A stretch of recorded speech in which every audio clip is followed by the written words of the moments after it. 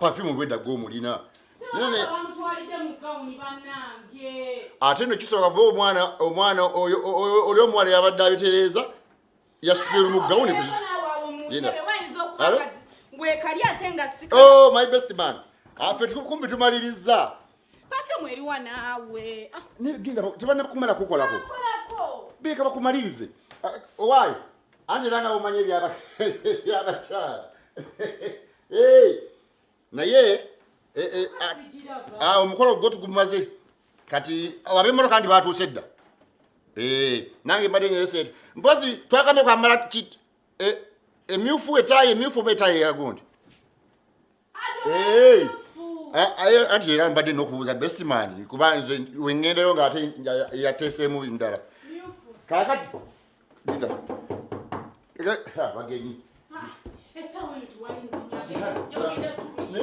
naye mwanguye mumale mangu tugende obudde bugende halo kamin yingira ate abantu twabadde tubagambye tubasange ku kyaki ate kati bo baliwo mugenyi sasa kula sanza ati tuli mukabuguta tuli yaka kwetala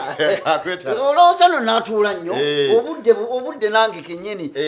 bunkutte madam molini aluwa madam molini mwali ayo baba mukola mwali kakati kasoke nkwate bile byange biteke imbaga eryawo ajasayininge wano ajasayininge gamba ajasayininge mwegayiridde obudde bugenze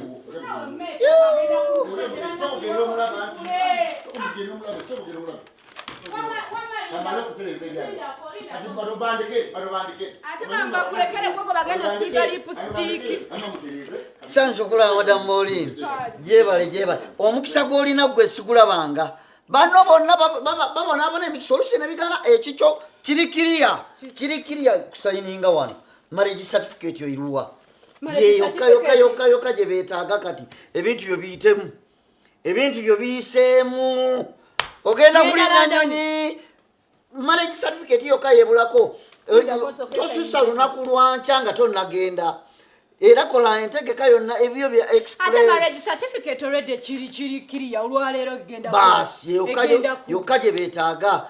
oyina omukisa munnange oyina omukisa ebibyo byonna naye tubigobedde ebbanga ddene kyokkalaba bwe bikutuse omulundi gumu byonna ne bikutuka mu dakiika osayininga wano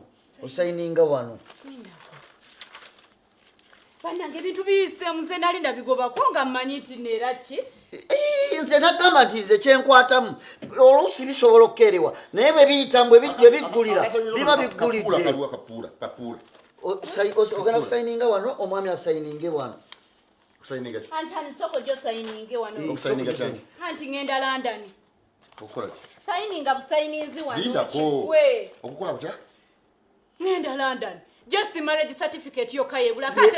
yokka yebadde ebulako kigenda kugwa leero olwekitandikiriza emikolo tugenda ku kyaki kati bagera tugatta saa musanvu mugenda gattibwa leero tuli mu mikolo tugenda ku kyaki ate ono ngatandika kweta mikolo mirala ate ebaluwa bagibawa saawa meka saa musanvu ekitegeeza kati nange ngende ku kyaki tuli ku kituuti nga batugatta kati ekitegeeza kati nange kangende tugende ffena ku kyaki olumala mumpe marriage certificate mu meeting zaffe za mikolo si wa mikolo kirabayo kiri bwe kiti olaba kale nali nabigobako ebyokugenda e London nga sikugambye nali njagala nkuwe surprise kati just byonna biwedde files zonna bazifulumiza visa ya GZ buli kimu just marriage certificate na kaweto kanyambaze kiggwe tugende mu kyaki ebyo byomwogerako byatandika ddi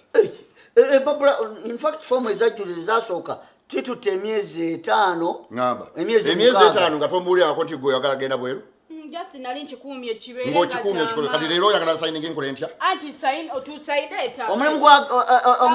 gwe bagenda omuwa bagala bafumbo marriage kati certificate yesinga obukulu bajetaaga bali nze njagala mukazi owange tubatugatta atagenda ebweru ekyo waliyo kingambyeko just ever since we've been together waliyo kingambyeko anti labayo baby tombebi sasabazo linda